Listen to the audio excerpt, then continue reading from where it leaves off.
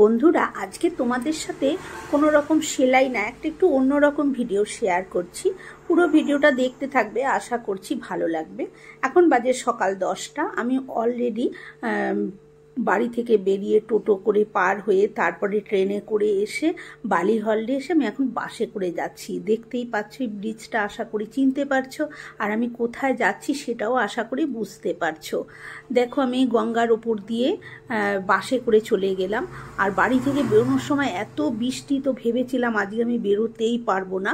এটা হচ্ছে কয়েকদিন আগেকার ভিডিওটা এডিট করা ছিল না বলে আমি ছাড়তে পারিনি। আজকে এডিট করে তারপরে ভিডিওটা তোমাদের সঙ্গে শেয়ার করলাম। তারপরে দেখো বাস থেকে নেমে অনেকটা পথ হেঁটে আমি চলে এসেছি মন্দিরের বাইরেই এক জায়গায় সমস্ত কিছু কিনে। এখানে এই যে বিপত্তারিণী পুজোটা আমি দিয়ে দিলাম। এটা ছিল মঙ্গলবারের দিনের ঘটনা।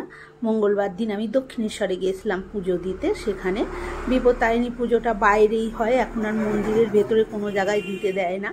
তারপরে পুজোটা দিয়ে নিয়ে তারপরে আমি মন্দিরের ভেতরে দেখো ঢুকে গেছি। এখন আমি হেঁটে হেঁটে সবার আগে যাব একটু গঙ্গায়। দক্ষিণেশ্বরে এসেছি, আর দক্ষিণেশ্বরের মা গঙ্গাকে নিজে চোখে দেখবো না, ছোবো না, তা কি হয়? তাই চলে এসেছি দেখো গঙ্গায়। গঙ্গার পাড়ে এসে নামার মতন কোনো পরিস্থিতি নেই, এত ভিড়। আর গঙ্গায় জানো তো সব রকম কাজ মানুষের হয় আজকের দিনে। এমনকি ছোট ছোট বাচ্চারা যাদের আঁতুড় উঠেছে 21 দিনে, তাদেরও ওই গঙ্গায় স্নান করাতে এসেছে। আর এখানে দুটো ঘাটেই ভীষণ ভিড়। তাও দেখো নেমে গেলাম আমি।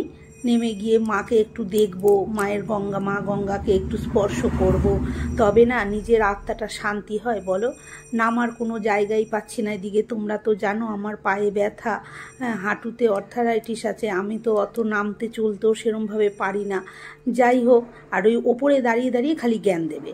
দিয়ে তারপরে কি করব, নামলাম। মায়ের জন্য তো তেল সিঁদুর নিয়ে যাইনি, তাই মাকে একটা টাকা দিলাম। দিয়ে তারপরে মায়ের গঙ্গার জলটা আমি ভালো করে নিজের মাথায় নিলাম, নিয়ে আর হাতে করে একটু যে আমার ক্যামেরা ধরছে তার জন্য নিয়ে আসলাম। তারপরে চলে যাব হচ্ছে এখান থেকে গিয়ে এবারে মায়ের জন্য, মায়ের পুজো দেব বলে মায়ের প্রসাদ যেখানে পাওয়া যায় আর কি, মায়ের প্যারা, সেখানটায় আমি চলে যাচ্ছি। দেখো লোক এখানে না কত লোক চান করছে, কাপড় ছাড়ছে, সমস্ত কিছু করছে। তবে আমি বাড়ি থেকেই চান ঠান করে এসেছিলাম। তারপরে দেখো এই যে চলে যাচ্ছি অনেকটা ভেতরে, কিন্তু মায়ের পথটা অনেকটা। এই যে যেখানে প্যারা পাওয়া যায় সেখানটায় এসে ঢুকলাম। প্যারার কি দাম! আগে এসেছি তখন প্যারার এত দাম ছিল না। তবে আমি কালীঘাটে পুজো বেশি দিতে যাই, তবে কালীঘাটের থেকে দক্ষিণেশ্বরে কিন্তু সমস্ত জিনিসের দাম বেশি। আর সেরকম রোদ, ভীষণ রোদেতে হাঁটা যাচ্ছে না। যাই হোক, প্যারার দোকানে ঢুকে গেলাম। ঢুকে এবার এইখানেই দাদাভাই সব সাজাচ্ছে।